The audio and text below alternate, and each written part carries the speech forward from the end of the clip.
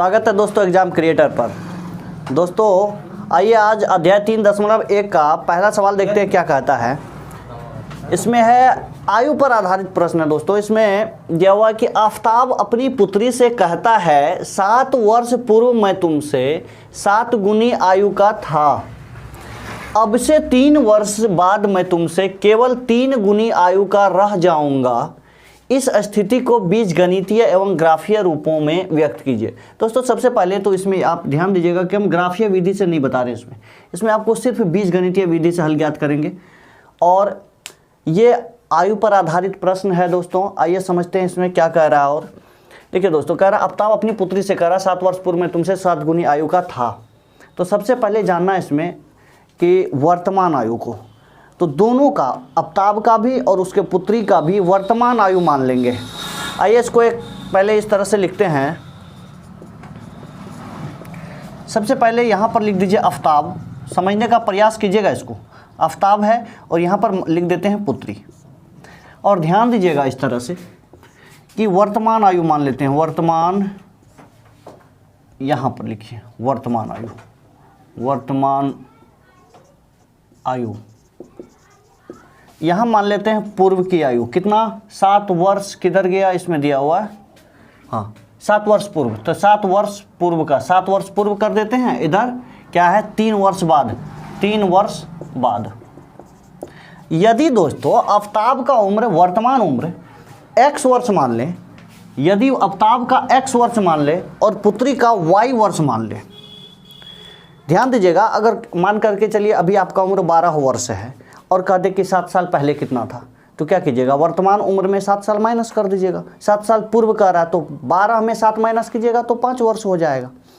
वही अगर अभी 12 साल है, कह दे 3 वर्ष बाद कितना होगा, तो 3 वर्ष 12 में 3 जोड़ेंगे तो बाद के लिए 3 वर्ष जोड़ना है और पूर्व के लिए घटाना है। तो ठीक उसी तरह से यहाँ जब वर्तमान आयु माने हैं x वर्ष है तो क्या करेंगे 7 वर्ष पूर्व कहा है तो x माइनस 7 होगा कि नहीं। फिर दूसरी तरफ क्या दिया हुआ है, उसी तरह से पुत्री का आयु जब y वर्ष है इसका दिया हुआ, तो 7 वर्ष पूर्व क्या होगा y माइनस का 7 वर्ष होगा पुत्री का आयु। इसके बाद कह रहा है तो 3 वर्ष बाद तो क्या करेंगे, तो 3 वर्ष बाद कह रहा तो जोड़ देंगे 3 वर्ष उसमें, तो x प्लस 3 हो जाएगा आफताब में। अगर पुत्री का 3 वर्ष बाद करा तो 3 इसमें भी जुड़ जाएगा। ये अगर समझ में आ गया दोस्तों तो आगे लिखने में आसानी होगी। आइए इसको किस तरह से लिखा जाएगा देखिए। ये तो समझा दिया आप लोगों को, चलिए इसको मान करके लिखते हैं।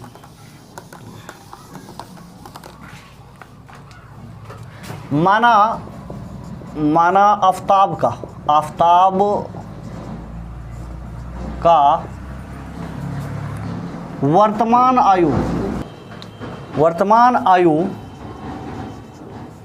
x वर्ष तथा पुत्री का वर्तमान आयु y वर्ष है,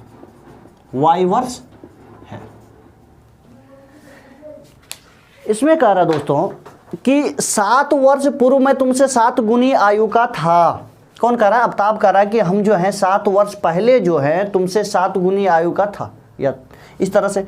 तो प्रश्न से लिखेंगे दोस्तों, प्रश्न से दोनों का कर दीजिए। एक तरफ x माइनस 7 ये आफताब है और दूसरे तरफ उनकी बेटी का है ये 7 वर्ष पूर्व का। दोनों का उम्र को 7 वर्ष पीछे कर दिए। कह रहा है कि ये जो है ना 7 वर्ष पीछे करने के बाद कह रहा आफताब मैं तुमसे, अब ये कितना का है 7 गुनी आयु का, ये आफताब हो गया है 7 वर्ष पीछे करने के बाद। तो कहता है 7 गुनी आयु का ये हो गया है, तो अब क्या करेंगे उसके पुत्री में 7 से गुना कर देंगे। ध्यान दीजिएगा बात पर, इसमें नहीं आफताब में नहीं गुना होगा, आफताब तो खुद है ही। बराबर करने के लिए इसमें 7 से गुना करना पड़ेगा, किसमें पुत्री का आयु में। तो जब इस तरह से करते हैं x माइनस 7 बराबर क्या होगा, 7 को y से गुना कीजिएगा 7y हो जाएगा, फिर 7 को 7 से गुना कीजिएगा 7 सत्ते हो जाएगा 49, या x ये 7y उधर प्लस में, इधर क्या होगा माइनस में, बराबर उधर कितना माइनस का 49, ये 7 इधर माइनस में है तो उधर क्या होगा प्लस में, बराबर माइनस का 42। या आप इस तरह से लिख सकते हैं x माइनस 7y बराबर माइनस 42। ये हो गया समीकरण 1। दोस्तों पुनः प्रश्न से देखिए क्या कह रहा है, पुनः पुनः प्रश्न से कह रहा है कि अब से 3 वर्ष बाद मैं तुमसे केवल 3 गुनी आयु का रह जाऊंगा। अभी जो वर्तमान उम्र x वर्ष और y वर्ष माने हैं, तो 3 वर्ष बाद क्या होगा, 3 दोनों में जुड़ जाएगा, x में भी 3 जोड़ेंगे और y में भी 3 जोड़ेंगे, मतलब दोनों के उम्रों में जोड़ देना है 3 को। तो यहाँ लिखेंगे पुनः प्रश्न से कह रहा है तो x प्लस का क्या होगा, 3 होगा, फिर इधर है y प्लस का 3। कह रहा है, आफ्ताब कह रहा है कि 3 वर्ष बाद मैं तुमसे 3 गुनी आयु का रह जाऊंगा। तो इसका मतलब 3 वर्ष बाद जब किए तो आफ्ताब कितना गुना हो गया, 3 गुना हो गया। तो 3 से किस में गुना होगा, उसकी पुत्री का उम्र में 3 से गुना कर देंगे।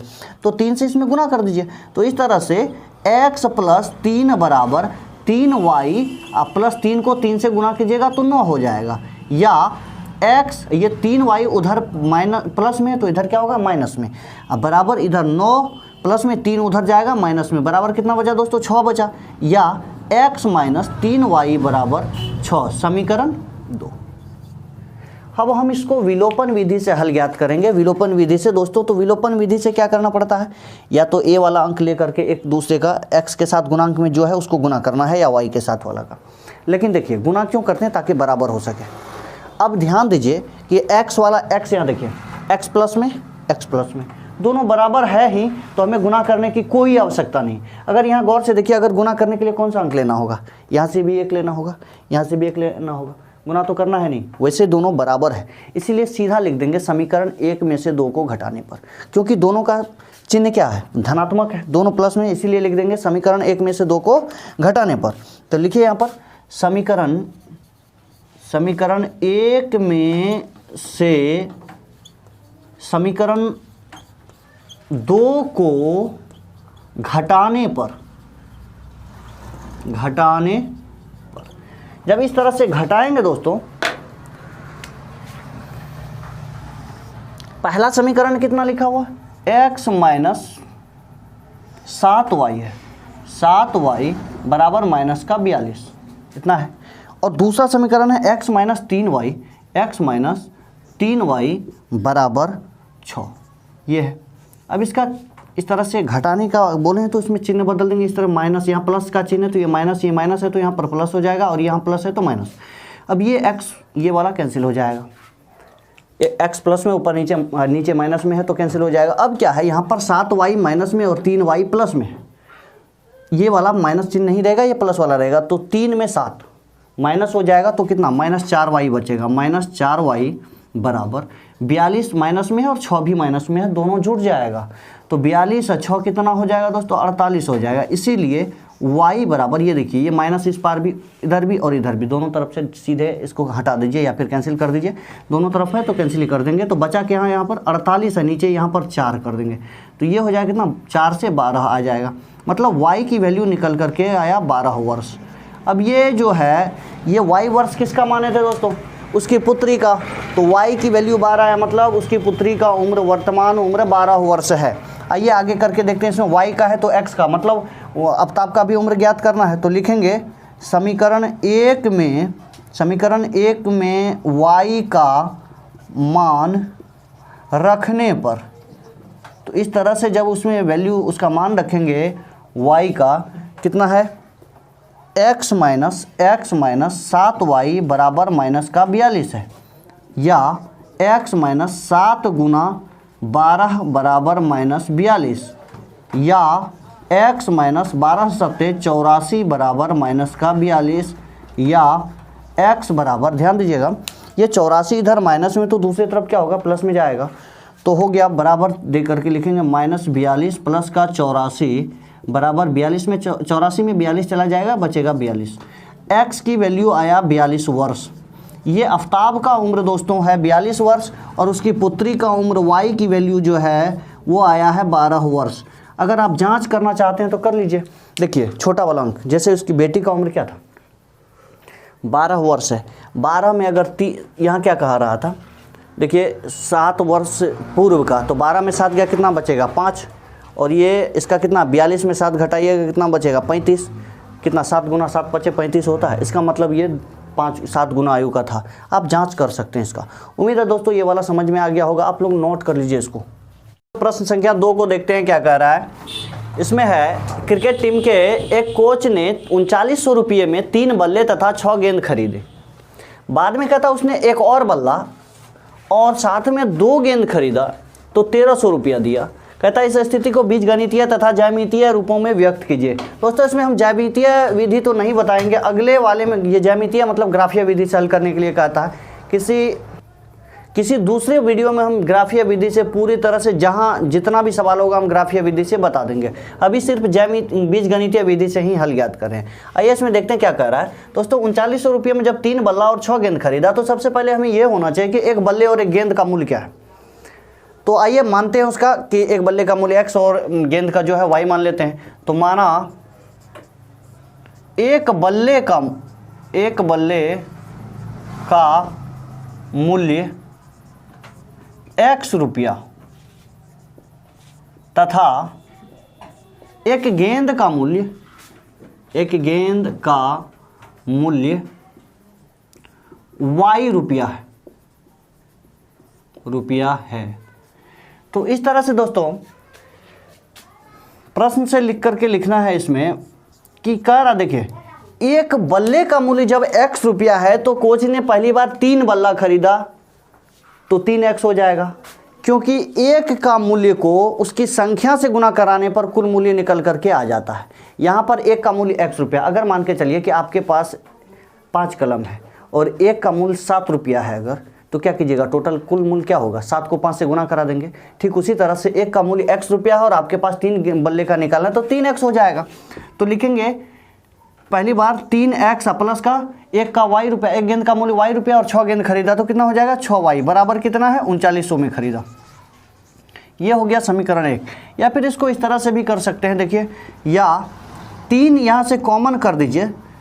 3 कॉमन का मतलब जो दोनों में भाग कर सके, दोनों को विभाजित कर सके। तो ये देखिए x प्लस का 2y बराबर कितना है 3900 रुपया है। या ये 3 इधर गुना में दोस्तों तो दूसरे तरफ क्या होगा भाग में होगा। 3 से 39 को भाग कीजिएगा कितना होगा 13 3 39 मतलब 1300 आएगा। तो यहाँ पर हो गया x प्लस का 2y बराबर आ जाएगा 1300। समीकरण ये हो गया 1। पुनः देखिए प्रश्न क्या कह रहा है। पुनः प्रश्न से दोस्तों दिया हुआ है कि कोच ने बाद में 1 बल्ला और 2 गेंद खरीदता है। 1 बल्ला और 2 गेंद खरीदा 1300 में। तो क्या कीजिएगा इसका, देखिए 1 बल्ला तो 1 बल्ले का मूल्य कितना है x रुपया है तो वो लिख दीजिए।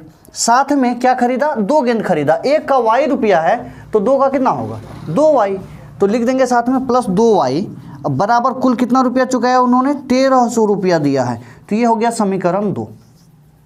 अब एक बात पर गौर कीजिए, समीकरण 1 को देखिए x प्लस 2y बराबर 1300 और समीकरण 2 को भी देखिए x प्लस 2y बराबर 1300। अगर एक में से 2 को घटाएंगे तो दोस्तों क्या आएगा शून्य निकल करके आएगा, पूरी तरह से विभाजित हो जाएगा या पूरी तरह से क्या होगा शून्य आ जाएगा घटाने पर। तो यहाँ क्या पता चलता है ये कथन ही असत्य है, कथन गलत है दोस्तों। अगर ये सही होता तो x और y का वैल्यू निकलता। तो जो कथन है इस सवाल का जो कहना है ये गलत है दोस्तों। तो इसका आइए करके देखते हैं। इसमें लिखेंगे समीकरण 1 में से इसमें गुना या भाग गुना करने की कोई आवश्यकता नहीं, किसी अंक को बदलने की भी आवश्यकता नहीं है। दोनों समीकरण का मान क्या है बराबर है। समीकरण 1 में से 2 को घटाने पर तो इस तरह से x प्लस का 2y बराबर है 1300 और x प्लस 2y बराबर फिर से 1300 ही लिखेंगे। तो इस तरह से जब माइनस कीजिएगा ये पूरी तरह से कट करके शून्य हो जाएगा। तो इसको किस तरह से लिखेंगे दोस्तों, जब ये शून्य हो गया पूरी तरह से कट गया दोनों तो लिखेंगे कथन ही असत्य है। क्या लिखेंगे दोस्तों कथन असत्य है, कथन असत्य है, असत्य है। ग्राफीय विधि से जब हम हल ज्ञात करेंगे दोस्तों तो इसका भी हल करेंगे।